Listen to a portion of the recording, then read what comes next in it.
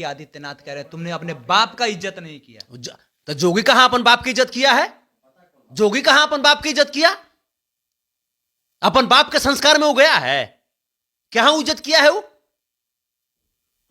मुख्यमंत्री है तो क्या हो गया था? तो पापा से बड़का हो गया अपन वो?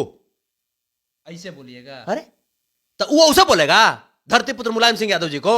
तो ये स्टेटमेंट आप दीजिएगा कि अखिलेश यादव देंगे? अरे अखिलेश यादव जी हमारे बड़े भाई हैं। हाँ। तो हमारे चचा को उसे बोलेगा तो बर्दाश्त कर लेंगे, हम बर्दाश्त कर लेंगे। और भी बहुत कुछ बातें कह रहे हैं। ऐसे निशान जोगी भरथारी कितने हैं?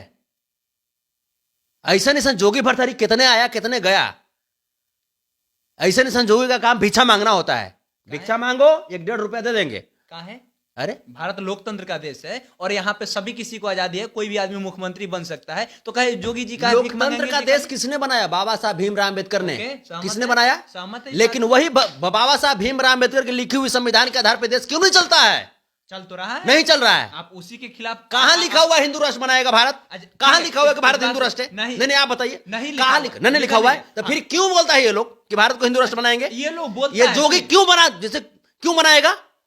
क्यों बनाएगा बताइए आप? नहीं बनाएगा, ठीक है। तो फिर झूठ बोलता है ना, फिर पखंडी है ना, ये झूठ बोलता है, पखंडी है ना। अरे भाई मान लिए इस बात को, मानना पड़ेगा आपको। अरे हमारा बात ही मानिए ना कि आप कह रहे हैं कि जोगी भीख मांगेंगे। क्यों भीख मांगेंगे भाई? लोकतंत्र है भाई। जो भारत के संविधान पे कुठाराघात करेगा वो भीख मांगेगा। जो भारत के संविधान पे कुठाराघात करेगा वो भीख मांगेगा। आप भी तो भारत के संविधान के बदौलत ही बोल रहे हैं ना भाई। भारत के संविधान तो भारत के संविधान में कहां लिखा हुआ है कि भारत हिंदू राष्ट्र बनेगा? भारत के संविधान में ये बात नहीं है। तो फिर ये बात नहीं है। भारत लोक धर्मनिरपेक्ष देश है, मान लिए इस बात को। लेकिन हमरा ये बात बताइए ना कि जोगी जी के बारे में आप जिस तरह का भाषा का इस्तेमाल कर रहे हैं ये शोभा देता है? तो बाबा साहब भीमराव अम्बेडकर के संविधान की अवहेलना करेगा और हम चुम्मा लेंगे? हैं?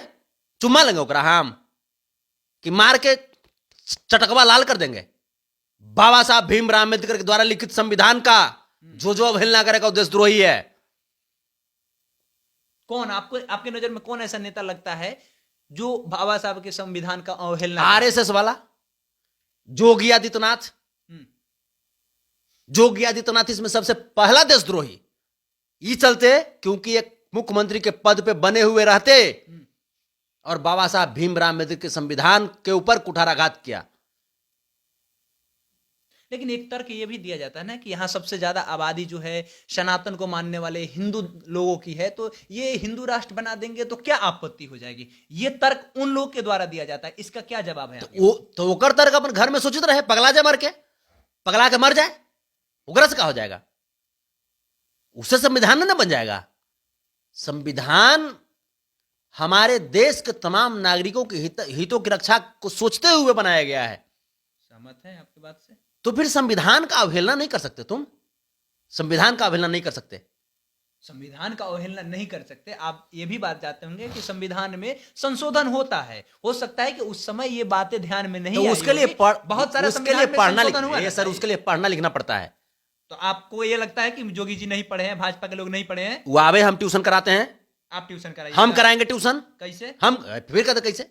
आपसे हम पढ़े लिखे हैं सर, हम पढ़े लिखे। मठाधीश रहे हैं। कौन चीज हो गए? तो मठाधीश है तो कौन चीज का मतलब?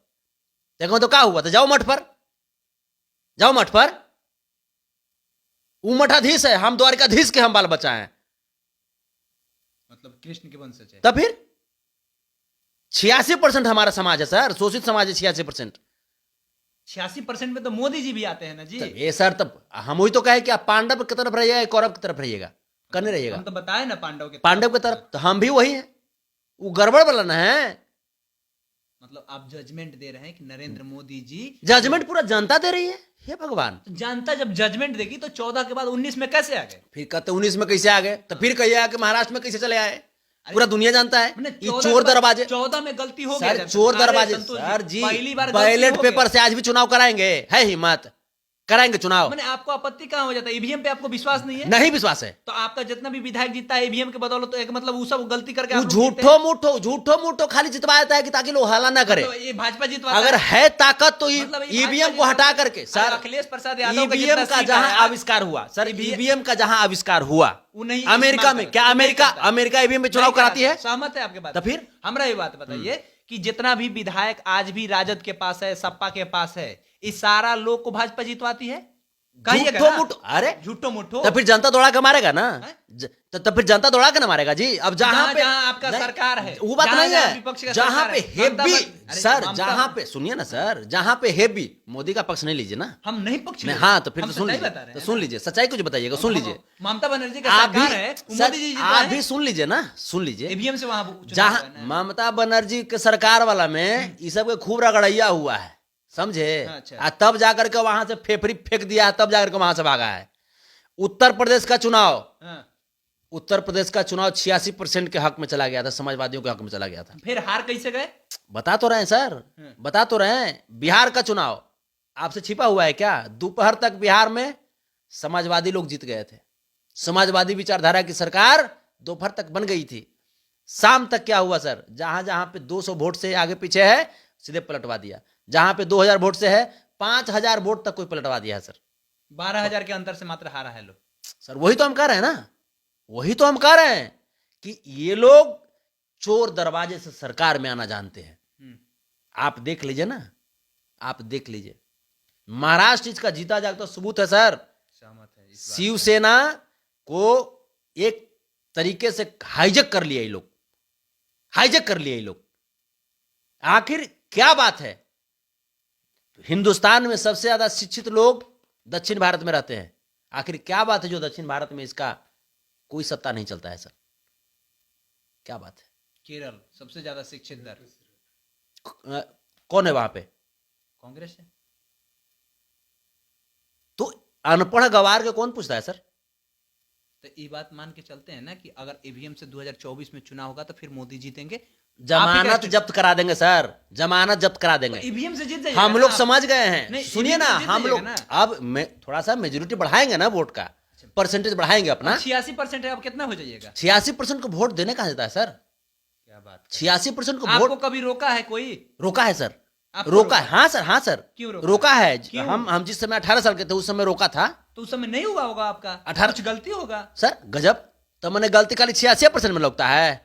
आ एखनी बड़का पवित्र है, अमृत घरिया पीले है, एकदम सत्यवादी हरिश्चंद्र ही सब है।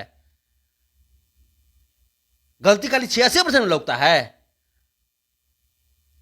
तो इस चीज को आपको मानना पड़ेगा कि 2024 की तैयारी वो लोग कर रहा है ना, हमने बहुत पहले ही शुरू कर दिए हैं।